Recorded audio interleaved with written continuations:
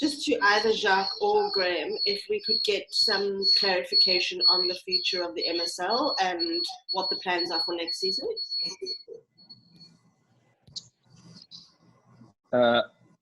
Jacques, do you want to go, or I'm happy? Happy to go first. Fill in. We're still in the final negotiations. We can confirm that there will be MSL in 2020. We're still working through the details, and we still got to sign final contracts. So, fortunately, we cannot give too much details other than stating that there will be a third edition of the MSL taking place in December this year. Okay, great. My question is with regards to Graeme's contract, which was supposed to be 3 months. Has that been extended in light of there not being IPL because of the coronavirus? And if so, how long is the term now?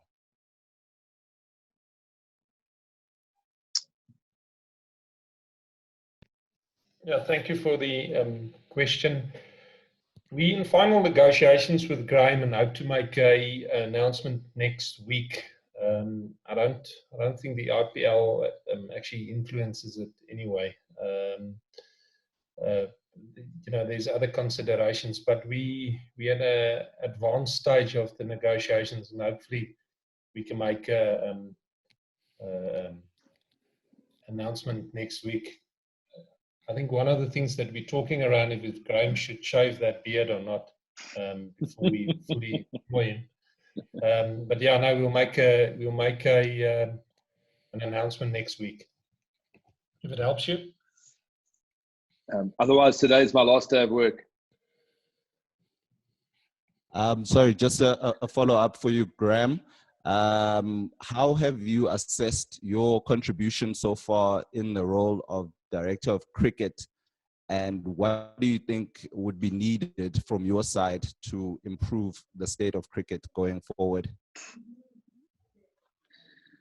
Look, it's a very difficult one to assess in such a short space of time. I think I think some aspects have been good. Some aspects there's been a lot of learning. I think that has been the most important thing over the last few months is to understand what's in place, why is it in place, what has been the strategy around some of the decisions that have been made in the past, and then to assess all of that and try and formulate a way forward. I mean, the other thing is that there's been a huge amount going on, from a commercial perspective, from contracting, getting our teams performing well across the board, not only at Protea men's level and Protea women's level, but under 19s, high performance.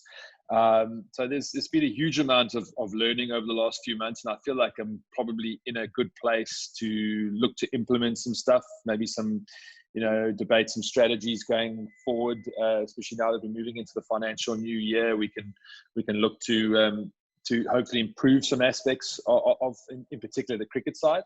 Going forward, if everything works out the way that we hope it does, then I hope that in this uncertain time that we'll be able to put out a team at that 2020 World Cup that would be really successful on a Protea men's level, and then by next summer to really have an idea of who our main front sort of 40-45 players on the men's side that will go forward and take the Proteas into the future. Perfect. Next up, for those.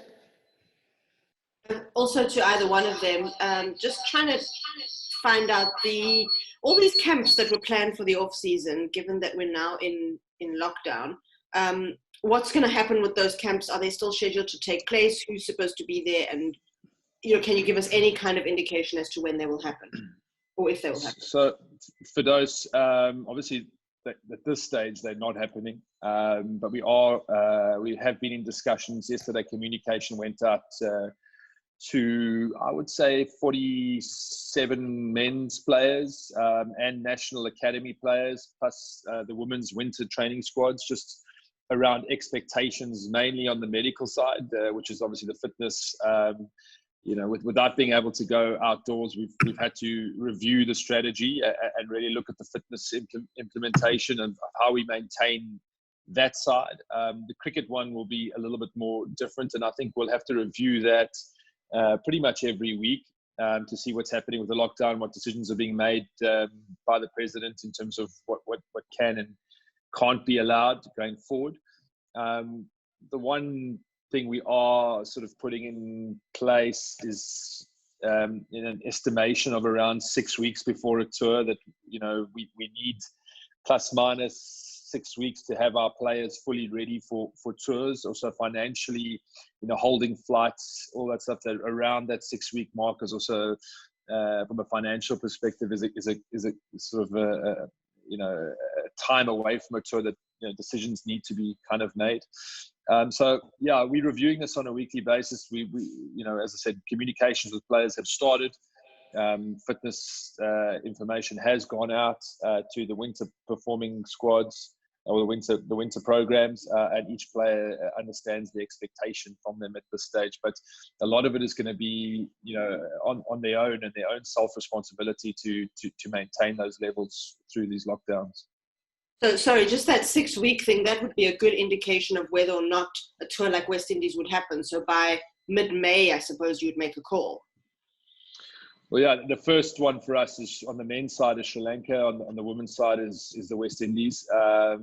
So yeah, really the 6 weeks period kind of gives us a good timeline to be able to make decisions, as I say, financially and from a player, the medical staff and getting players ready for tours, enough bowling, enough, cricket skill work with the fitness levels that are required to perform at this level. That is the roundabout the period that we feel we'll need to make sure every team is ready to perform. Thank you, Graeme. Next, Neil. Graeme, are you still, is your working relationship still exclusively with Jacques? And Jacques, how's your working relationship with the remaining board members? So maybe I'll come in here. I have been involved in a number of the board meetings and members' councils meetings of late. We've had to present a number of cricket papers with obviously restructuring, the results of the competitions, plans going forward that Jacques has touched on, the cricket committee as well. So I have had to play my roles around those, but my exclusive operational and day-to-day is pretty much with Jacques in the office. Tienes, next. Sorry, so could you just ask Jacques how the relationship is on the working side with the board? Yeah, thanks, Neil, and thank you for the question. I mean, as a chief executive, you will work with the board from time to time. I am excluded from most of the disciplinary hearings for obvious reasons. It's been dealt with before my time, and then a lot of the governance issues is dealt with by the company secretary. So in terms of operations, on the same level as Graeme, we've got to prepare reports. We sit in board meetings and members council meetings. So from my side, it's operational. We hope things there will clear up a little bit in terms of getting new board members, independent board members, onto the board. And then, getting through the forensic investigation. So, well, I'm dealing with them on an operational level. If that helps you, Neil. Thank you very much. Tienes? Just for Graeme, just on a more cricket type question. Earlier you said that Quinny had to work on, or the challenge for him will be a lot of stuff that's not sort of cricket related or away from the field in his captaincy. Since then, since the appointment, how have you seen him grow, and how happy or unhappy are you with what you've seen from him from a captaincy perspective?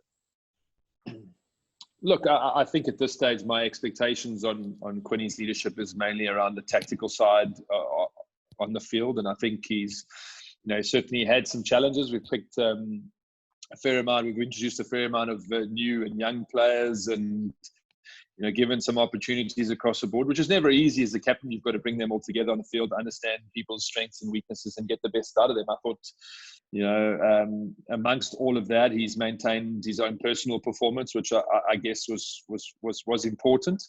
And from all accounts, has connected really well behind the scenes as a leader behind closed doors with the players.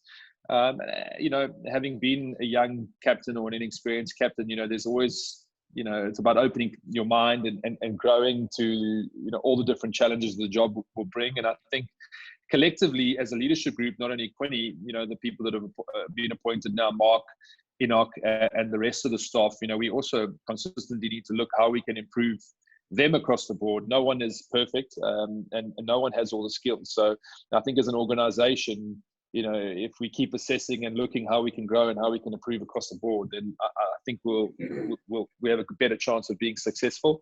But all in all, I was very happy with the way Quinny coped, with the summer. I mean, as you know, there are areas that he will want to improve and need to improve. Just to follow up, if I may,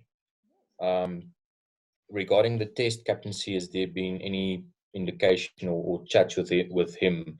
I think Mark sort of hinted at it that Quinton likes to be involved, and he gets sort of bored sitting if his mind's not occupied in tests. Is there any indication? I mean, we don't know if the tour to West Indies will go on, but if that goes on, that he might take over, or no yet? No, we haven't made any decisions around the test captaincy as of yet. It hasn't been a discussion point. We need to appoint, we'll be advertising the convener selector role now in April. We're busy drawing up the advertisement. That was always going to be the case. And once those advertisements are out, then we'll address things going forward. Ken? Okay. Jacques, question for you. We've seen globally and across various sports organizations and players agreeing to pay cuts and things. Do you feel that could come into play in South Africa, and has it been discussed yet with SACA? Thank you for the question, Ken. Yeah, it is quite relevant how people react to it. For now, we've budgeted for the amount. It's a centralized system, so both the Proteas and your franchise players are all budgeted for. And at this stage, we will have enough capacity to see through the next season. Where players would lose out is match fees on the international level, but they will also lose out winning bonuses. Now, in terms of the MOU agreement, that goes back into the payment pool, so they of course will benefit from it. If these tours are rescheduled, then of course they will again receive the money. But on the long term, what will happen is, even if we cover this season, we'll have to look at what is it going to be post this season and the financial impact of that, and how much money will be available to contract players. We're doing scenario planning at this stage, going 3 months, 6 months, and 9 months, and then we're going to do a longer term planning. So there might be a likelihood we've got to crunch the numbers first and experience the total effect of COVID-19. But it is a possibility that players would be receiving a less of a player payment pool. Now, in our situation, I cannot see anybody for now have to get less money that he contracted for. I don't think that is going to happen. But in future, the allocation going to players, I can see there is a likelihood that would be less. Kenny, if that helps you, I'm happy to also answer a follow-up question. No, that's great. Thanks, Jacques. All good. Ando, you're next. Thank you so much, Lucy. Hi, guys. Just one for Graeme to start with. Following the obviously the Women's World Cup T20. Just want to ask a question. What's the latest and going forward? You know, what are there going to be changes that are going to be made to the SA women's coaching side? And also, what's the plan for the SA under-19 team? I mean, obviously, following the World Cup that we've had, I suppose we will be on a start of fresh kind of a situation with both. But has there been chats at all at the moment? And what are the plans moving forward with those two teams? And I'll throw one to Jacques just a bit later after the guys have asked. Yeah, as mentioned around the convener selector role, we will be advertising all those positions. That's the process within Cricket South Africa. So we're busy drawing up the under-19, the women's management and coach positions as well. I mean, it's not stopping any of the current people in those positions to advertise or put their name in the hat, but those positions will be advertised moving forward. So we're in the process of drawing that up now. If I can just follow up quickly, Graeme, in the plans of perhaps the league, professional T20 league for the women's, how far is that coming along? And obviously we saw the start of the provincial women's league last year. So how are things coming along with that domestically? It's all a work in progress. You know, I feel like I'm busier now than since the lockdown than we were before. So I mean, obviously Eddie and the team in the pathways and around me are also working extremely hard to make sure the competitions on all fronts, including the men, you know, are being looked at. Which, you know, with the announcement just on the restructuring there on the men's side, we're also exploring, you know, a Pro 40 and a T10 festival. But all these things are also, you know, going to be financially, you know, they need to be financially viable, and that's the message that we have. Trying to, you know, create effective and high quality cricket for fans and for players, that produce players, but that are financially viable going forward with the situation in the world, COVID, the sponsorship situation, and the television right market. You know, we need to be responsible across the board. So yes, all those things are being addressed and looking to grow from strength to strength. Women's cricket in particular is going to be a huge focus going forward with the World Cup next year and us hosting in 2022.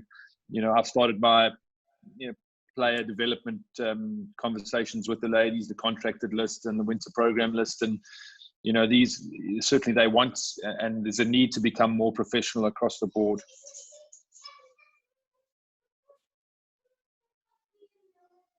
Thanks, guys. Thank you, Tando. Dan? Can you hear me? Yes. This is for either Jacques or Graeme. Obviously, the effects of the COVID crisis impacts everyone, but it really impacts the have-nots more than it does the haves. If just from a Cricket South African point of view, do you think that there's now merit to redress what Jason Holder proposed of a substantial minimum salary for international cricketers? Is that something that you guys might advocate for? Is that on your radar? Yeah, I'm happy to answer. I mean, our salary brackets are regulated by the MOU as agreed by for SACA. Yeah, it's, you know, looking at it at a global scale would probably be much higher than some of the other international playing countries. I've also done a bit of work with the ICC in some of the countries that have struggled. So it could be an interesting thing. I don't think it will impact us. Our numbers at this stage will be much higher. If I understand your question correctly, it's to safeguard that an international cricketer don't get less than a minimum. That's right. Yeah, I mean, you know, boards like India and Australia and England. I mean, you know, England and Australia, as Ken said, are talking about pay cuts. I guess the global game. Jason Holder was speaking in light of coal pack exodus. I just wondered if this has maybe kind of recalibrated our thinking on the economics of the game, and if it has for you. Look, in true desperate times, it's difficult to enforce any minimum, because the effect of it is you'll probably just contract less players, because your available pool, and this relates to your financial capacity. So if your financial capacity is 100, and your minimum that you can pay players will be 25, then you employ four players, because that's the only thing the only number that you can employ. So it's a good conversation, I guess, from a players' union perspective, because that is unfortunately the effect of it in trying financial times. That's probably going to have the effect on it. But it does speak to responsible leadership, and probably be regulated by, or enforced, or try to be enforced by the ICC, that you at least get a minimum amount. We have that in South Africa when it comes to our domestic players. There's a minimum. There's also a maximum, and your maximum number is just above. That's the starting point for your national players. But anticipating in this crisis, this might all go down a little bit. Because of your financial capacity goes down. I hope that answers your question, Dan. Yeah, and if I could just follow up, just staying on the coronavirus, we've seen some social media posts from some players, and obviously from Cricket South Africa's social media posts. But I just wondered how you feel you guys as an organisation has responded, has sent out a message of unity to the country that you represent, and is there a mandate to any players to be vocal in this time of crisis, to communicate with fans? We've started 2 campaigns. The one is singing the anthem on a Thursday 5:00, and we hope that grow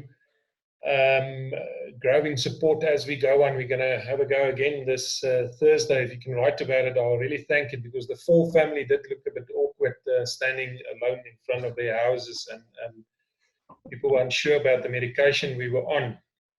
However, I think it was a great campaign. The No Hands campaign is a wonderful one. So as we speak, we are coordinating it.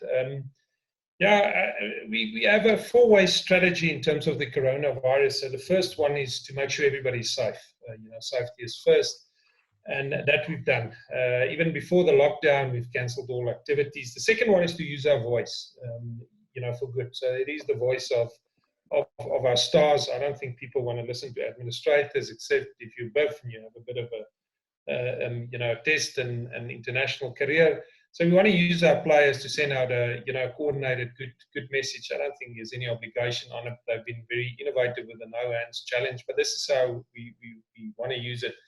And I think the third one is and this is very important, to stay in contact with all our stakeholders so that we can work out how they are affected and how that will affect us. So the third one is we're going to up the communication with our stakeholders, and we've been phoning everybody and stay in contact. And the fourth one is to plan for post-COVID-19, and that process we've already started to see what would be the impact and how it will change our finances. The world will never be the same. So that is a four-way strategy.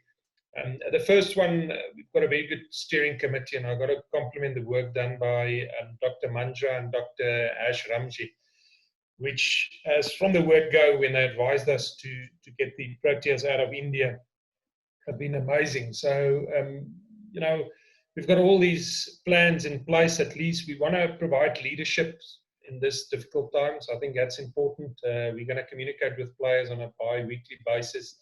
Also, our staff, we're going to communicate with them. You can imagine the anxiety about this all. If you read about pay cuts, retrenchments, it is important for us to play a responsible leadership role. Hence, we've come up with this four-way strategy, and that's what we'll be rolling out then. Great, thank you. Sibusiso?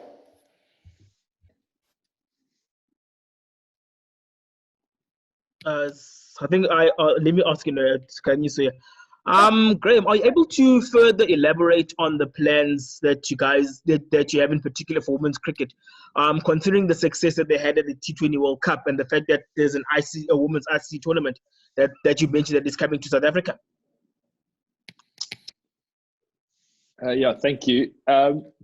Yeah, I mean, obviously the goal is to improve them even more. I mean, I think if you speak to the ladies, there's been, some of the international teams have been at the forefront of the game for a period of time, and maybe ahead of most other countries in terms of the stuff that they've implemented, the measures they've implemented, and the professionalism of the game. So, the big part about this now is to try and understand, get a lot of feedback from the ladies to build some relationships, and then also look, as I say, not to make decisions off the cuff, but to actually make informed decisions that will benefit them going forward.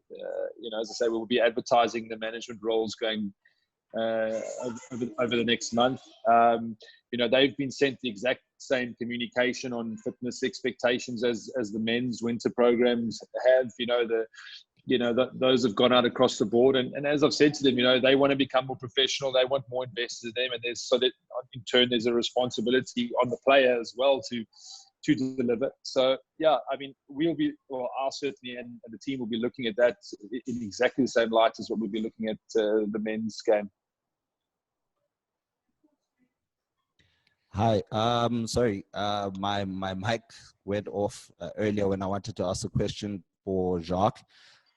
Jacques, can you please update us with regards to the Richardson committee that was set up to review the restructuring plans made by the Members' Council in April 2019? Have the final recommendations by that Richardson committee been made available? If so, what did they recommend? Thank you for your question. I think it is a very relevant question. Maybe let me answer the question of the final recommendations. That's not been done. They still got till June. So the committee had to deal with the very next season. So how would we play in season 2021? As you remember correctly, the Members' Council rescinded their decision. So that was the first one that they had to look at. So they had to come up with season 20 and 2021, which is one season.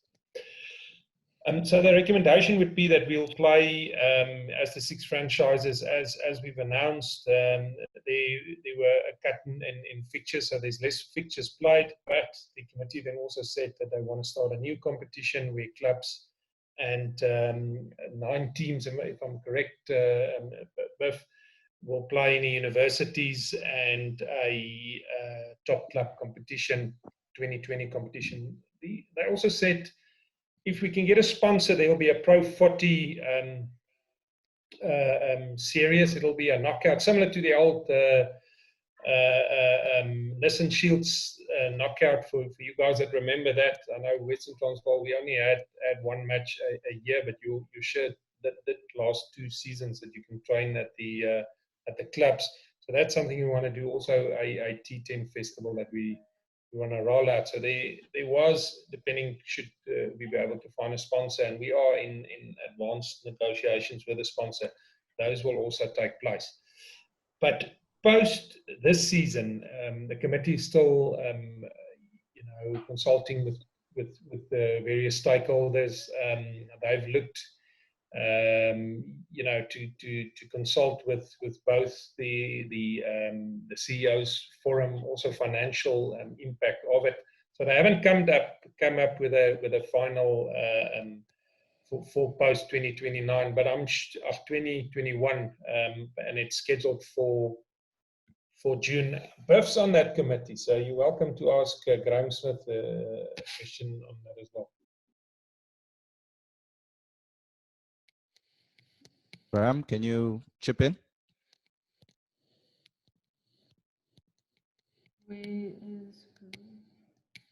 Have we lost Graeme? Yep. Sorry, I'm back. Oh yes, Graeme, can you chip in with regards to that Richardson committee and what we sort of expect from them, and when we expect recommendations or where it's leaning towards? Well, I mean, just to back up with Jacques, 2021, I think has already been communicated on certain aspects of the franchise competition and semi-professional. as Jacques mentioned, we are looking at other aspects in the pipeline. New competitions need to be viable financially, but competitions that we'd love to get going that help us spread the game and also create some more content and exciting content going forward, we believe. And then there'll be another, obviously going forward, the committee will convene in terms of the seasons to follow, what we believe the best structures will be. So obviously from a time constraint perspective, we needed to get out 2021. We first needed the board to rescind the decision with SACA, which took some time. And then once that happened, then we charged to get this over the line, which I feel is really strong and exciting for the season. And I'm sure going forward there will be more decisions made, but the committee will join up now again to look at the seasons to follow. Thank you, Graeme. Guys, we will be taking our last round of questions. So I've got Zahir, Talford, and Tando lined up. Jacques, this is Zahir. Just in relation to the domestic structure and the season that's just completed, we've obviously decided to stay on the 6 franchises. Just a major thing that came up over the past season was franchise coaches questioning the transformation system, questioning how many players needed to be each teams, and there were occasions where franchises played less than the stipulated amount and sent in letters and all of those things. Is that going to be discussed going forward for the next season in terms of the numbers allocated per franchise and what the transformation stipulations are going to be? Thank you for the question, and again, I think it's quite topical. The transformation committee on an ongoing basis are looking into this, and I think with Graeme they will sit down. We have a coaches conference every year, and coaches, you got to respect them. They want to win, and that's the most important objective sometimes. But as Cricket South Africa, we committed to transformation. We've made certain rules and guidelines in terms of that. On an ongoing basis, we got to ask, how relevant is it? How can we do it better? And I think that debate already started last year with the Coaches Association. So yeah, I mean, that stimulates a good debate. I think you sometimes look at it from different angles. There's obligation to create opportunities. But if I'm in a competition and I'm a coach that's under pressure, for me, sometimes it makes less sense than what the broader I think objectives seems to indicate. But it's an ongoing debate. It's good to get feedback from your franchise coaches. I'm in again. Yeah, sorry. If that helps you, I'm happy to follow up as well. So is there a situation where that when the numbers change, that if whichever way you go, whether it's more or less, does that indicate a change of stance, or is that just or is it seen as Cricket South Africa has made progress and therefore we can do this or that or X, Y, and Z basically?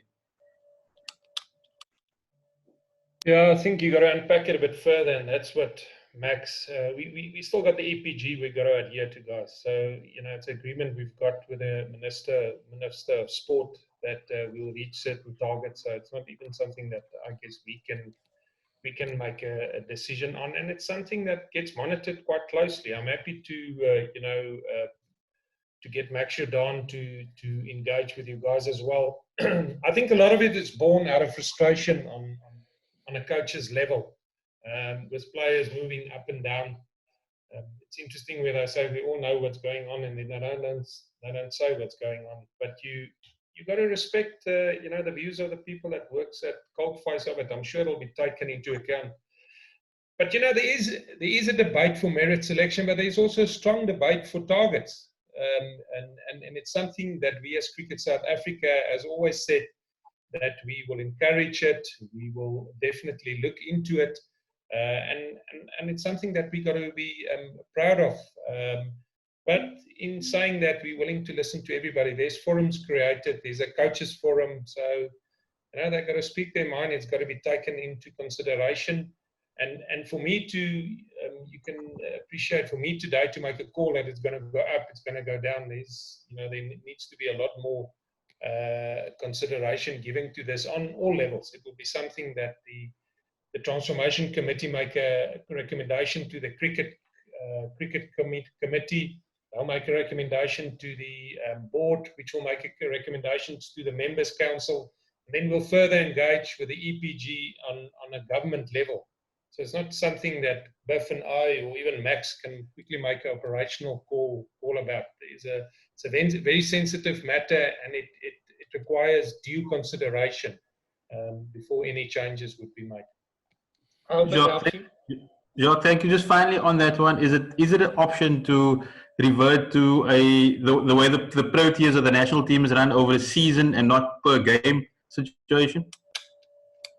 Yeah, I think so. But again, the various forums that I've mentioned that we'll have to debate it.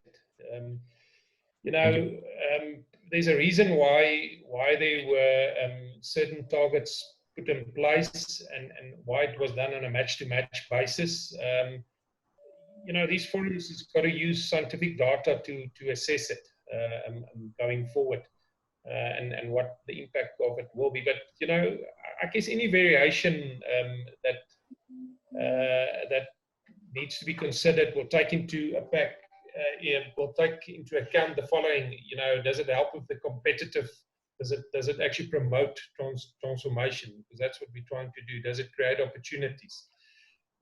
What is the result of players losing out of it? So it's a lot of considerations that we got to take into account, but it's not something that will get made lightly. I would imagine we'll see a lot of papers being written on it, and then again, you need some scientific data to back it up. Otherwise, it comes from frustration, which I can experience. Also come from franchises, from a franchise, but it's something that we will have to apply our minds to. Thank you. Alfred? Jacques, we're talking about the nuts and bolts of the future, but from a big picture point of view, people are terrified at an unprecedented level. Have you allowed yourself to think about a future in which there is no cricket, or for several seasons there's no cricket? I mean, has that entered your head yet?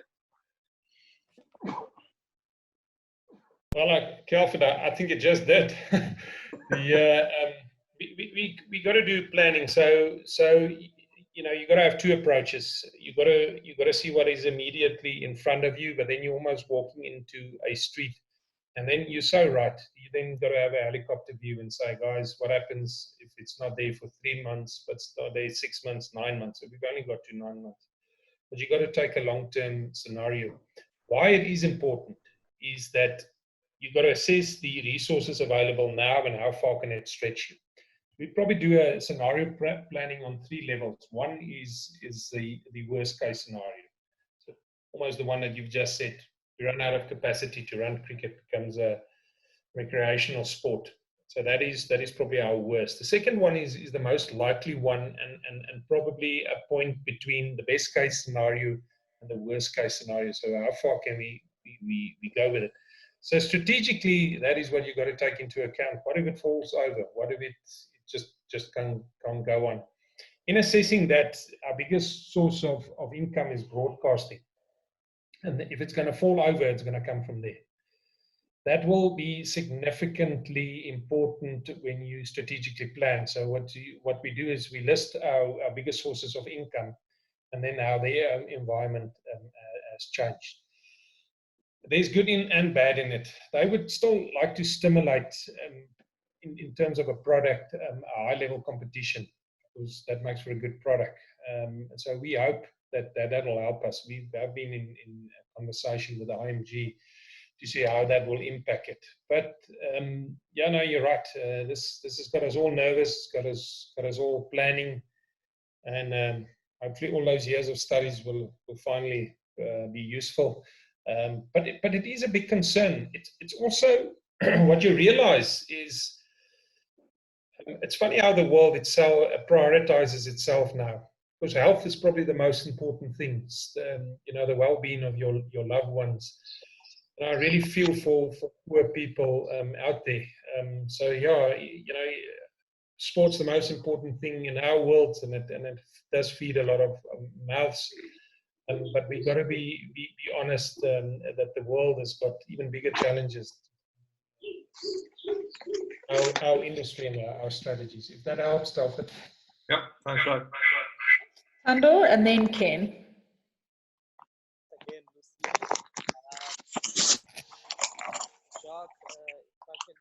Tando, we can't quite hear you.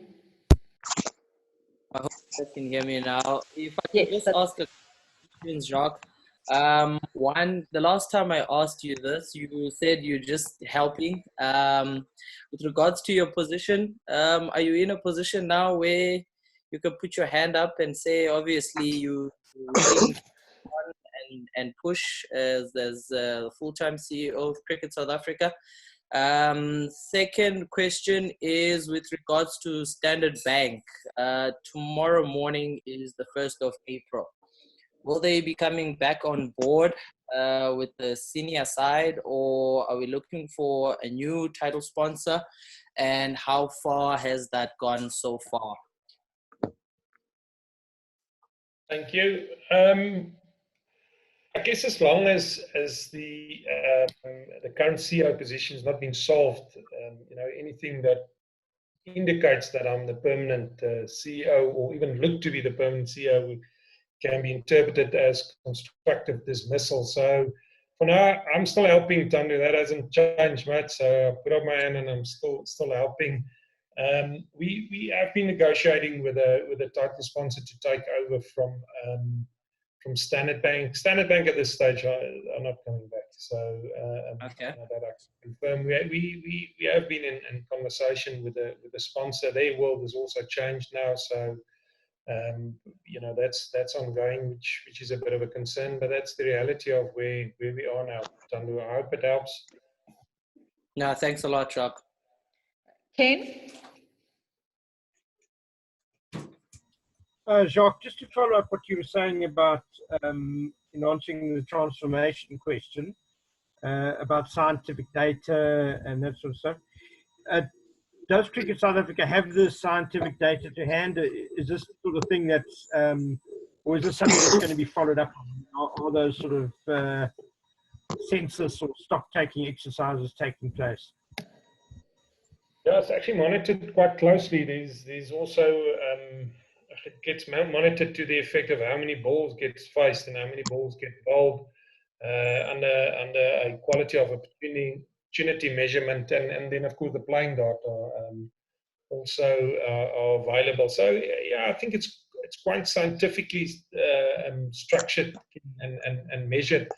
I guess, you know, sometimes the effect of things are difficult to say and to measure. So what if you change it? How will it influence the data? But there's enough data. I'm comfortable that there's enough data that people can look at. I fully appreciate that coaches get emotional about this, but I would urge a very clinical look at it, because we want to create opportunities. We want to be competitive. So yeah, we want to keep a lot of balls in the air, and we've got to be careful to be overreactive if one player leaves or two players leave, and I know a lot of players has left as well. But my urge would be that we got to base it on something.